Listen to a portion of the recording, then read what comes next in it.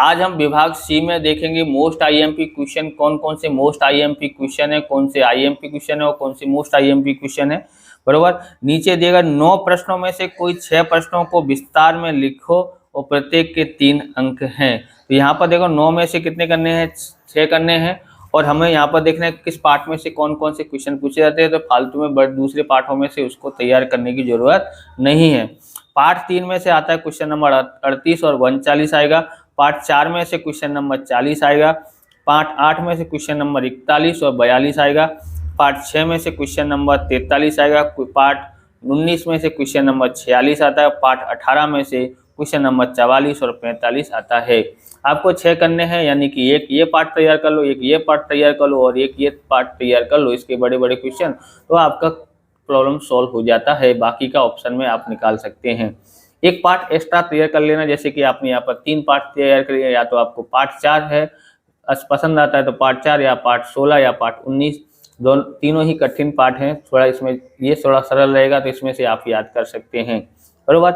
अब हम देखते हैं मोस्ट आईएमपी क्वेश्चन कौन कौन से हैं। 38वां है यहाँ पर पार्ट 3 में से आएगा भारत की सांस्कृतिक विरासत एवं शिल्प और स्थापत्य। क्वेश्चन नंबर 38 और 39 आए, तो क्वेश्चन नंबर 38 के लिए देखते हैं कौन सा आएगा। तो यहाँ पर है पहला मोस्ट आईएमपी क्वेश्चन है, आकृति देखकर उत्तर लिखो। तो आकृति में से आपको उसमें से देख लेना है, आकृति देख के जरूर जाना। कौन कौन सी आकृति है, 3.3 आकृति नंबर, 3.4 आकृति नंबर, 3.5 आकृति नंबर, 3.6 और 3.8 आकृति नंबर देख लेने का है और उस पे से आपको क्या लिखना है ऐसे पढ़ लेना।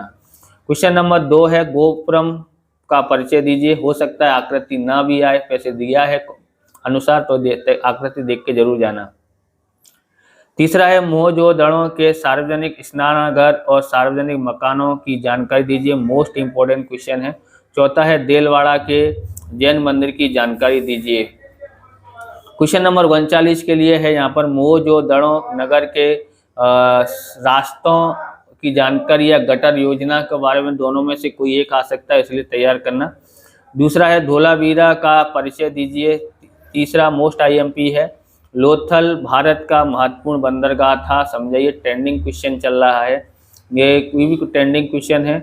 चौथा है गुजरात की स्थापत्य कला का परिचय दीजिए। पांचवा है गुप्त काल को कलाओं का स्वर्ण युग कहा जाता है, मोस्ट आईएमपी क्वेश्चन है, इसको तैयार करना। पार्ट 4 है भारत की साहित्यिक विरासत। क्वेश्चन नंबर 40 में पूछा जाएगा।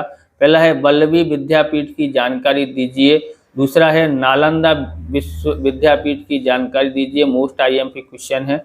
तीसरा है आईएमपी क्वेश्चन तक्षशिला विद्यापीठ की जानकारी दीजिए। चौथा है गुप्त युग को संस्कृति साहित्य का स्वर्ण युग कहा जाता है। बराबर, ऐसा हमने आगे भी देखा था। तो आपने आगे यहाँ पर देखा संस्कृति की जगह कला का वो लिखा हुआ, कला का स्वर्ण युग कहा जाता है, तो दोनों क्वेश्चन अलग अलग हैं, ध्यान रखना। पांचवा है महाकाव्य रामायण और महाभारत का परिचय दीजिए। छठा मोस्ट आईएमपी क्वेश्चन है वेद कितने हैं, कौन कौन से हैं, प्रत्येक के बारे में संक्षिप्त में लिखो। पार्ट 8 में देखते हैं। पार्ट 8 है प्राकृतिक संसाधन। 41वां और 42वां क्वेश्चन पूछा जाता है। पहले हम 41वां क्वेश्चन के लिए देखेंगे। पहला दिया है नीचे दिए गए शब्दों की परिभाषा लिखो। शब्द है यहाँ पर संसाधन, संसाधन का संरक्षण, जमीन कटाव, जिसके नीचे लाइन खींचिए वो जरूर तैयार करना आपको। बराबर। चौथा है नवीनीकरणीय संसाधन। पांचवा है अवनीकरणीय संसाधन। छठा है विरल संसाधन। सातवां है एकल संसाधन। आठवां है सर्वसुलभ संसाधन। क्वेश्चन नंबर 2 है भारत में जमीन के प्रकार कितने हैं, कौन कौन से हैं, समझाओ कोई 4। ओके। तीसरा है जमीन निर्माण की प्रक्रिया का वर्णन करके उसके प्रकार किस आधार पर किया गया है वह समझाइए, मोस्ट आईएमपी क्वेश्चन है। ये भी मोस्ट आईएमपी क्वेश्चन है। कांप की जमीन पर टिप्पणी लिखो। पांचवा काली जमीन पर टिप्पणी लिखो। 42वां क्वेश्चन के लिए 5 क्वेश्चन तैयार करने हैं। पहला है संसाधन अर्थात क्या, संसाधन के उपयोग बताओ। दूसरा है भूमि संरक्षण अर्थात क्या, भूमि संरक्षण के उपाय बताओ। तीसरा है जमीन कटाव रोकने के उपाय बताओ। चौथा है संसाधन अर्थात क्या, संसाधन के उपयोग बताओ। पांचवा है काली जमीन को कपास की जमीन कहा जाता है, कारण बताओ। तीसरा और चौथा पांचवा जो है, तीसरा और पांचवा मोस्ट आईएमपी क्वेश्चन है, ट्रेंडिंग क्वेश्चन है, ये तैयार जरूर करना। तो पार्ट क्वेश्चन नंबर 43 के लिए आएगा पार्ट 16 आर्थिक उदारीकरण और वैश्वीकरण। पहला है स्थायी विकास की व्यूहरचना समझाइए। दूसरा most trending question, most IMP question है, यानी ट्रेंडिंग में चल रहा है। वैश्वीकरण अर्थात क्या, वैश्वीकरण के लाभ हानि बताइए या बताओ। तीसरा है निजीकरण अर्थात क्या, निजीकरण के लाभ हानि बताइए। चौथा है उदारीकरण का अर्थ देकर उसके लाभ और हानि बताओ। पांचवा मोस्ट आईएमपी है क्वेश्चन, ट्रेंडिंग क्वेश्चन है, पर्यावरण की सुरक्षा के लिए उपाय बताइए। छठा है संक्षिप्त में टिप्पणी लिखें, विश्व व्यापार संगठन। पार्ट 18 में देखते हैं मूल्य वृद्धि और ग्राहक जागृति। क्वेश्चन नंबर 44 और 45 इसमें से पूछा जाएगा। यहाँ पर ध्यान रखना है, नीचे दी गई चित्रों को पहचानो और पूरा नाम लिखना है। तो आपको पूरा नाम ध्यान रखना, आकृति कौन कौन सी देखनी है जिसके पूरे नाम आपको याद करना है। आकृति नंबर 18.5.1, तो इस तरह 5.2, 5 यहाँ पर 6, 16, 10.8, 10.9, 10.10, 10 और यहाँ पर 18 पॉइंट वगैरह वगैरह आप देखते रहना। ओके, 10.11, 10.12, 10.13, इस तरह से आप आकृति देख लेना। सॉरी, सब में 18 लिखना था, आप देख लेना आकृति में। ओके, अब दूसरा है ग्राहकों के अधिकार और कर्तव्य को समझाइए। तो अब यहाँ पर है मोस्ट आईएमपी क्वेश्चन है ये। तीसरा मूल्य नियंत्रण में सार्वजनिक वितरण प्रणाली की भूमिका स्पष्ट करो। चौथा है मूल्य वृद्धि के नियंत्रण में लेने के उपाय बताइए। तो क्वेश्चन नंबर 45 देखते हैं। पहला है ग्राहक सुरक्षा में ग्राहक मंडलों की भूमिका स्पष्ट करो।